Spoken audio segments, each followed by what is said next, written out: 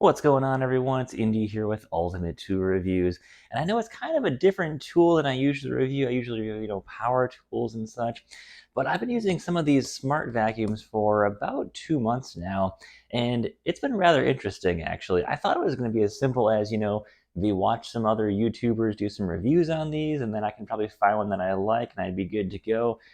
Well, not really. I actually found the world of robot vacuums is rather large and quite confusing as well too. So I'm not actually, doing a review on, the one I'm holding now, the Eufy here, but rather just kind of like to talk about robot vacuums as a whole. So I first actually ended up buying one of the Yeti robot vacuums. You can find them on Amazon and eBay. I bought one on eBay because it was like 10 bucks cheaper. Now my experience with that one was not great, honestly. I will say my experience really with that one was it had a really nice, overall design setup. The app was really clean and well as well too. Seemed like it worked really good. The problem was, and this is the only problem I had with it, really was the pathfinding with it. Is that it would kind of just, it would go out and it would just kind of stay in just one area. It wouldn't even look at around the rest of the house, even the rest of the room for that matter. And then would kind of just say, all right, yeah, I'm done. I went around that area 10 times and come back to the base and charge. And that was about it. So it had really just awful pathfinding. The vacuum suction was fantastic. The base station was fantastic. That it would basically unload all the debris from its container was awesome. Now that one was about $200 with the base station and the unit itself. So had it had better pathfinding, I would still have that one. Actually, I'm just returning it after about a week because I got tired of just like watching it go like in one section of my carpet and then just go right back to the base station. It was kind of annoying. So I'm back to the drawing board. I've looked at more reviews, and it kind of seems like there's like just like a handful of robot vacuums that are the higher end ones that most people would recommend. But I'm like, I don't want to spend four, five, six, $700, and they go even up to $1,000 plus on robot vacuums. So I don't want to spend that much money just to have a robot vacuum, and try some out for fun. Because half my thing about buying a robot vacuum was I wanted to try some out, see how well they work. Is there a better deal I can pick up for one? I don't necessarily want to just go spend $1,000 on a vacuum and call it a day there. I want to see, is there a good deal I can find in one? Maybe just having more than one work better than having one. And what I mean by that is, let's say you got someone coming over. My wife likes to put off cleaning till the last minute sometimes. And so we'll have someone coming over in like 3 hours, and it's like, oh, we gotta clean the house quick. I can't have a robot vacuum that has one of those, I'm going to clean this part of the house, go back and charge for 4 hours, clean this part of the house, go back and charge for 4 hours. And at the same time, we do have a dog, so we don't ever want to run those vacuums when we're not home. So in case there's an accident somewhere, we don't have a larger accident to clean up. That did actually happen to my friend Zach. He had a robot vacuum, and his cat had an accident. And when I told him I bought a robot vacuum, he actually told me that, hey, do you know why we don't have carpets on our first floor anymore? I'm sure you can see where that went. And unfortunately, they weren't able to clean that. They actually had to do some replacement there. So not too fun. So anyways, when I'm looking for a robot vacuum, I decided to forego the self-emptying bases. That just adds an extra $100, $200 to the robot vacuum itself. And at the same time, I want to be able to see exactly how much this thing is picking up every single time. So I said, you know what, no self cleaning bases. Let's go to one that just has a canister that you have to empty pretty much every single time. You don't have to empty it every single time, but I like to do them at least once a day whenever I run these things, just to make sure I see what this thing is picking up. Is there any issues with it? What is going on with it? I know it's a little bit, hands-on, but I do want to be able to see what it's doing exactly, and is there any issue with the vacuum? Is it not picking up stuff? What's going on there exactly? So what I ended up doing was I found the Eufy brand, and they're on a lot of different reviewers have talked about them. They kind of seem right at the middle of the pack there. They're not like the cheapest ones out there. They're not the most expensive, but they seem to have pretty decent pathfinding. Now, when you get into the Eufy features, that's where you start running into a bit of a conundrum there. Check out this graph here. This is from the Eufy website. This is their G30 series, which I think is their mid-range series. They have so many different series of vacuums. I honestly have no idea. I think they make like 45 different vacuums, not all at once, but they're kind of hard to find. Some of the newer models, some of the older models are still, on the refurbished on Amazon. And I bought the G30 series. The one I've got right here is the first one that I bought. This is the G30. This is the G30 actually. So this is their regular mid-range here. Comes with a base station, no remote, which is awesome. I prefer to use the app anyways. And then it has basically just, some extra cleaning brushes, some of these little side brushes here. And it's got, of course, its 2.0 dynamic pathfinding, which I'll get into that in just a little bit here. But this thing I was able to grab off eBay for right around 60 bucks. And at the same time, I actually ended up buying 2 more G30. I got 2 more G30. I think they're the edges, I believe they are, which if you look at that graph, they're pretty much identical. There's not really any difference between this one and the G3 edges. Other than that, they have a slightly brownish color instead of the bluish color. So just a slightly newer version there, but they don't really make any changes to it. All the parts so far that I've seen all work on all the versions for the most part, so it's not that big of a deal. And of course, the Eufy makes many different types of vacuums. They make some of the smaller ones, or it's basically the same ones, but they make them without any pathfinding features, and they make them without Wi-Fi, which is kind of unusual. I know the Wi-Fi technology there does add some price to it, so they made them with just remotes only, which is kind of actually a good idea. You can get them pretty cheap then at that point. And of course, if you've got like a smaller apartment or just maybe want to clean one room, that'll work fantastic for you. But I do feel like the Wi-Fi aspect is quite awesome. If you look at my app here, you can see that I've got all 3 of them on my app. So if I'm, say coming home and I'm 10 minutes away, I can just kind of hit, 2 or 3 of them on. I'm sitting at home in the afternoon and I got everything cleaned up. I can hit maybe 2 or 3 of them on, or if I just want to maybe just clean one room, I can have that one go on and it's good to go from there.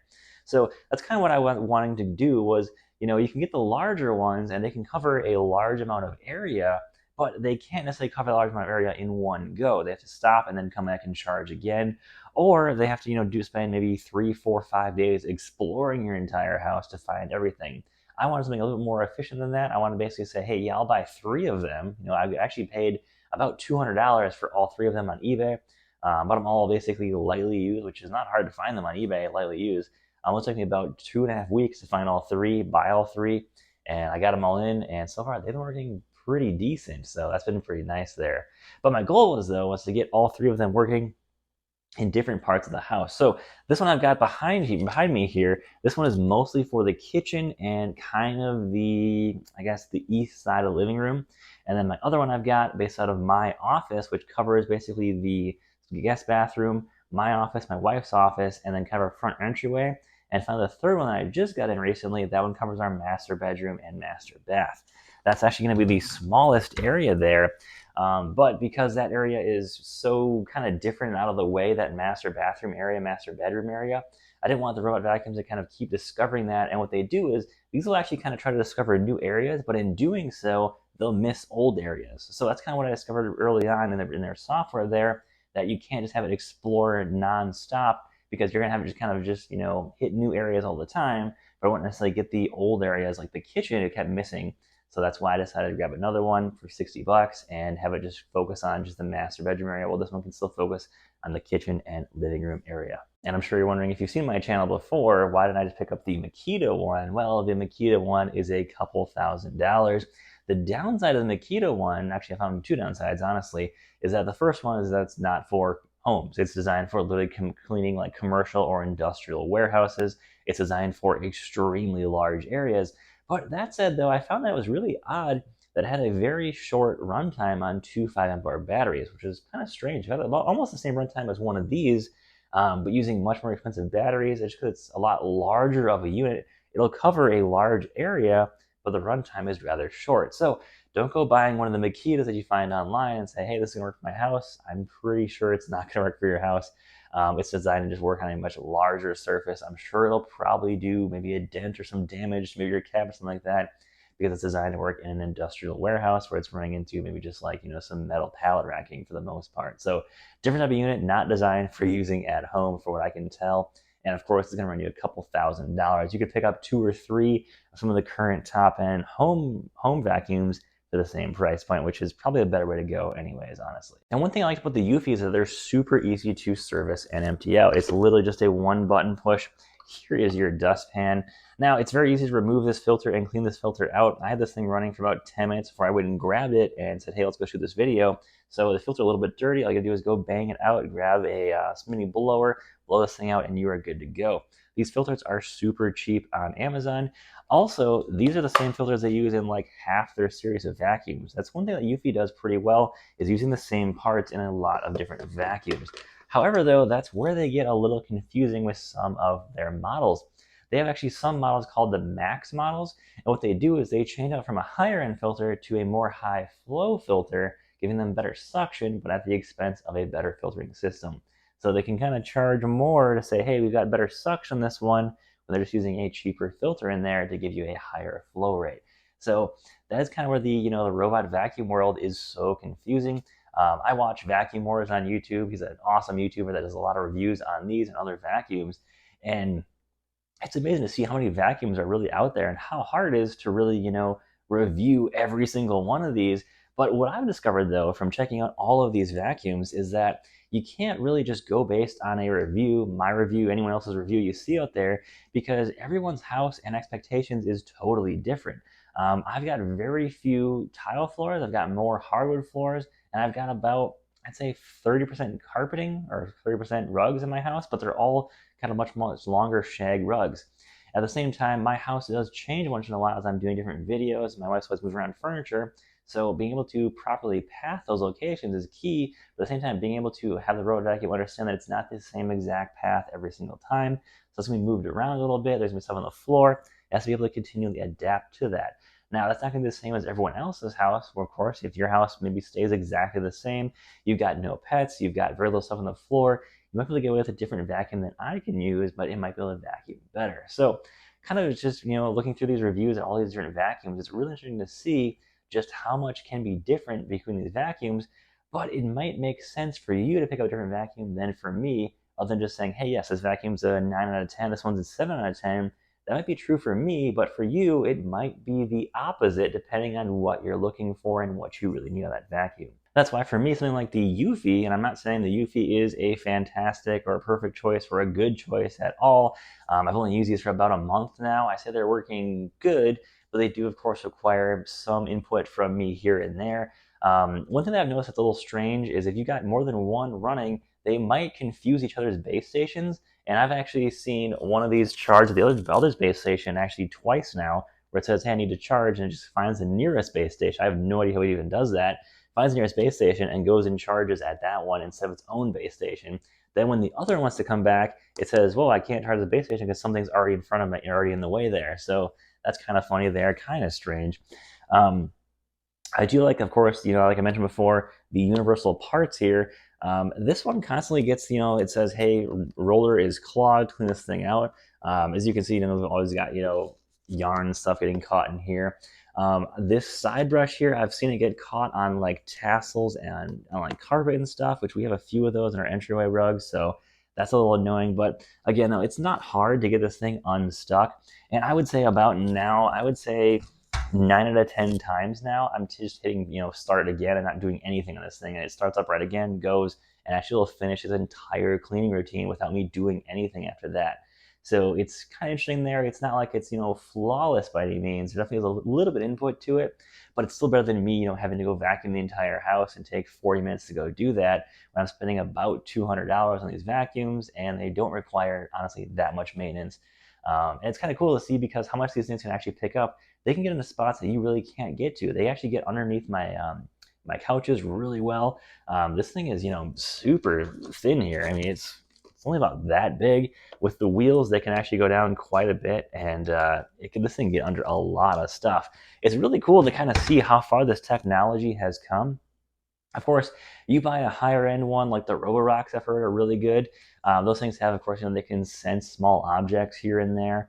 Of course, they're going to miss stuff then because these things will actually push stuff out of the way, which is good or bad for you. Most stuff in my house is going to be like my dog's toys. So, and they're not, that small. So I prefer a vacuum that actually pushes stuff out of the way for me and then it can keep cleaning. So this will just push that stuff up against the wall and then it goes from there. So it'll move stuff around, but clean underneath all of it at the same time instead of just, avoiding it. And then that was a dirty spot on my floor that I entirely missed. So like I'm saying, guys, if you're looking for a vacuum that has a specific feature, it might work for you. If you got maybe just like a small cord on the floor here and there, that's fine.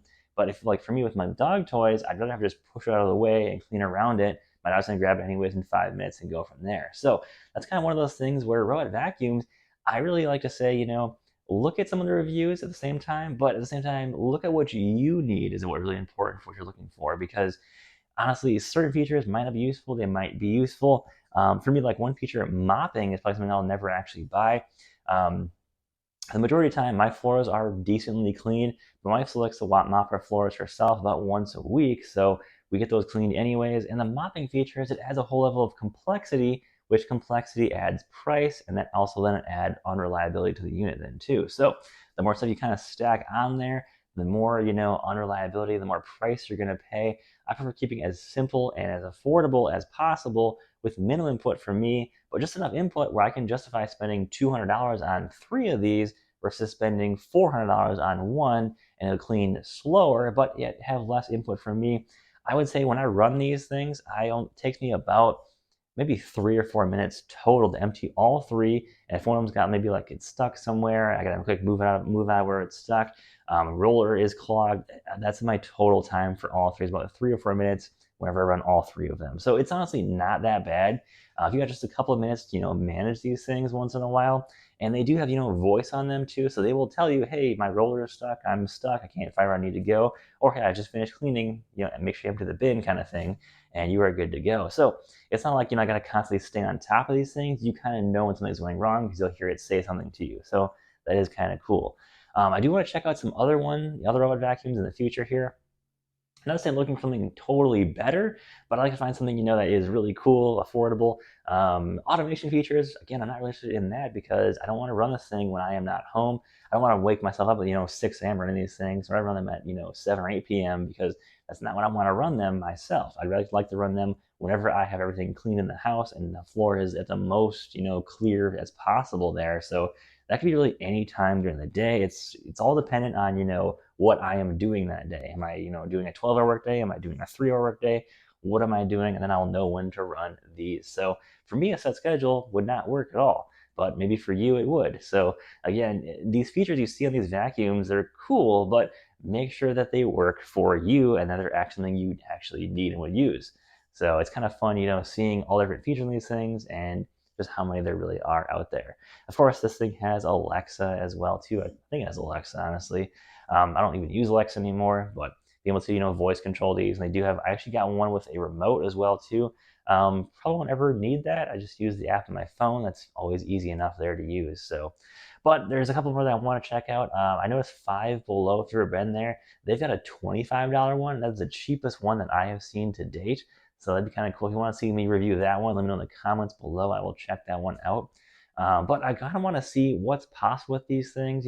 Fixing these things is not hard. When I get them in from eBay, lightly used, you basically can pull out the dust tray, swap the filters out, blow the whole thing out, wipe it all down, and it looks like a brand new unit. They're really not hard to refurbish yourself. And of course, it's a vacuum. It's a used vacuum, so you use it twice. It's going to look like almost exactly the same as when you buy it used anyways. So for me to spend $250 on one of these is kind of silly. I can buy them used for about $60, clean them up with about $2 of parts, and I'm good to go. Funny story, I actually bought one of these. It's the second one I bought in. They actually gave me a bag of filters, brushes, and these side brushes as well too. So like $25 worth of parts for free came with it. So I get to actually buy any additional parts for it as well. So that was a cool little gift from that one seller on eBay. And I've always had great experiences on eBay for the most part when it comes to buying stuff like this. And honestly, the Eufy's app has been great. I'm kind of happy that I don't have to deal with Eufy's warranty at all. I haven't heard if it's good or bad, but I'd rather spend $60 buying a new one of these on eBay every year or two than have to deal with a warranty every year or two if that's how much it happens. So I've been pretty happy with these so far. Wouldn't say these are the best ones I've tested out so far because I haven't really tested too many. I've only tested about 2 of them so far. So I don't want to say that this is an awesome one to test out just yet, but it works pretty well for me so far, and that's what I'm really happy about it so far, that I like about it. So I really want to test out some more of these, see how well they work, how well they don't work. But guys, let me know your thoughts in the comments below. Should I test out more of these? We want to see me do more cheaper ones? Want to see me go more expensive ones? But I really want to stay with ones that are easily fixable. I want to be able to repair these things, refurbish them. I want to be able to save money so I can show you guys how to save money as well too. So guys, thanks for watching. Take care. Have a great day and stay safe out there.